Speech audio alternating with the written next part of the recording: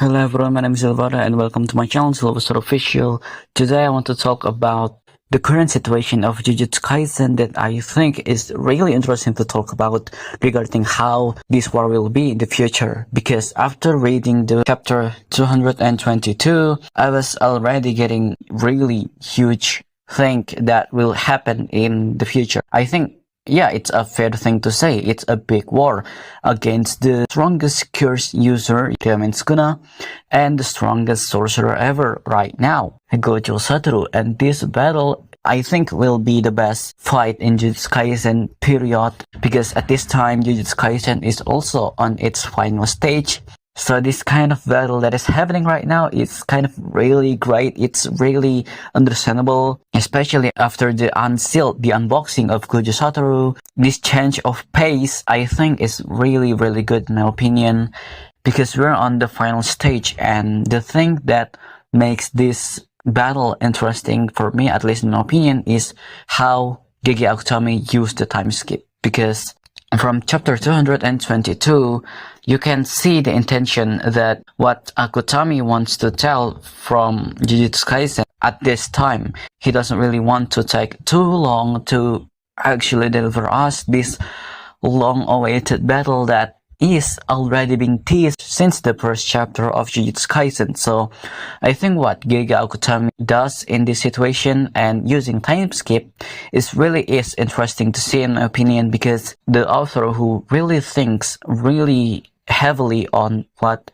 the direction and what kind of story that Jujutsu Kaisen will expand in the future, the person who thinks really critically, the person who really thinks how his story will expand in the future, suddenly doing something like this is really interesting to me to talk, in my opinion, because I think many of us will agree that this change of pace is something unheard of from Jujutsu Kaisen. But when we're on the final stage and we will seeing probably the best fight in Jujutsu Kaisen history, I think both the author and the readers will want this fight to deliver as soon as possible. And Gege Akutami will just do that. It's really good. It's really great, in my opinion. And this is another thing that I want to talk about. And this is regarding the other student from the Jujutsu Tech that really kind of left behind. Akutami wants to give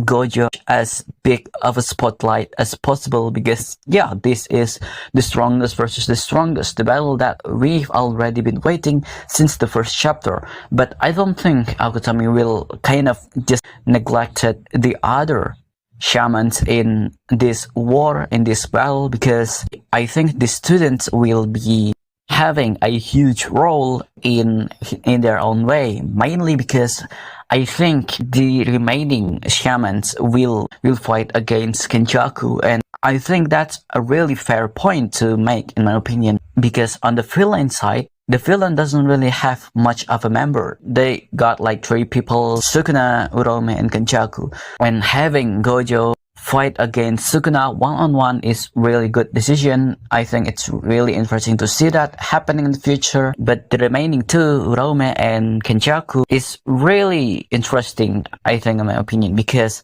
while everyone's eyes is on the main battle, Sukuna versus Gojo, I think just don't ignore the other participant as well. The Jujutsu Tech shaman like Itadori, I see Kusakabe in this chapter, I see Inumaki, I see Yuta, Hakari, and all of the others. I think it's really painful to not seeing Yuki Tsukumo in this fight, because I think Yuki Tsukumo will be a really powerful adversary for the shamans to fight against Kenjaku and Urome. But other than Gojo versus Sukuna, I think the Jujutsu Shamans versus Uraume and Kenjaku will be interesting as well, because in this war, we are at the final stage. So Gege Akutami doesn't really have to do much in terms of building up this final war, because the unboxing of Gojo, the unseal of Gojo coming up from the prison realm is already a good prelude for this final war. So I think Gojo versus Sukuna will be no problem at all. Maybe you can have Uraume, so it's like 2 versus 1. Considering how powerful Kenjaku really is, I think I can see that Kenjaku will fight alone against all shamans in the Jujutsu Kaisen right now, like Yuji, Tadori, Yuta, Maki, Hakari, and the others. Meanwhile, you have Gojo fighting Sukuna and Uraume. Why I think Uraume will join Sukuna to fight against Gojo? Because yeah, Uraume is Sukuna's closest person, because Uraume is literally Sukuna's servant. So serving his master, serving your master is like the most logical thing to do for a servant. So I think having this really serious fight between Gojo versus Sukuna and Uraume, and then you have another fight involving literally all of the other remaining shamans against Kenjaku, and I think these two battles will be legendary in my opinion. So in this chapter, in chapter 222, you have an interesting dialogue from Kenjaku if Gojo Satoru loses, so the other from Jujutsu hide participantly, the heavy hitters led by Okatsu can afford to leave your battlefield today. The only opening they have to beat Sukuna is right after this fight, which means I'm free to move as I please. So yeah, you can see the I'm off words, meaning that Kenjaku really confident in Sukuna's strength right now, because yeah, he's literally the king of the curses. Of course, you who know Sukuna for a long time will have a huge trust in your companion, but regarding how manipulative Kenjaku can become, I think Kenjaku will do everything he can to make Sukuna win. Even though Kenjaku will observe from afar, I think the Jujutsu Shaman will search for Kenjaku's whereabouts. And just like what I said before, the main battle between Gojo versus Sukuna and Uraume is happening. Meanwhile, the other opposing side of the team will dealing about Kenjaku, even though we don't really know Kenjaku is present in the main event or not, in the main battle, in the main war.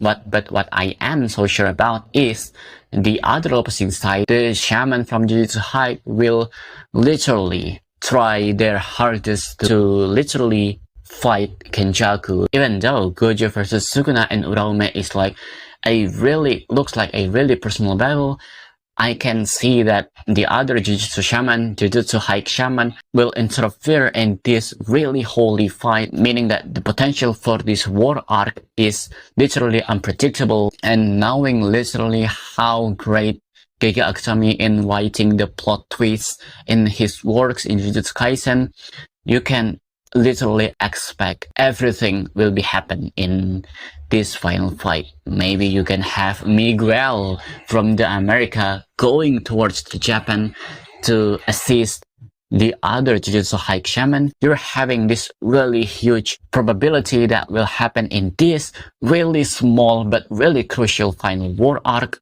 final battle arc. So with this fight probably being the final fight of Jujutsu Kaisen, the probability for this fight is literally limitless. And yeah, I think that's it for this video. In this video, I just really want to kind of really having a really interesting discussion regarding this final battle in Jujutsu Kaisen. And will Fushiguro ever come back to his normal state?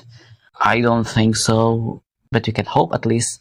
And yeah, that's it for this video. Like, share, and subscribe to the channel. And yeah, see you in the next video. Bye bye. Matane.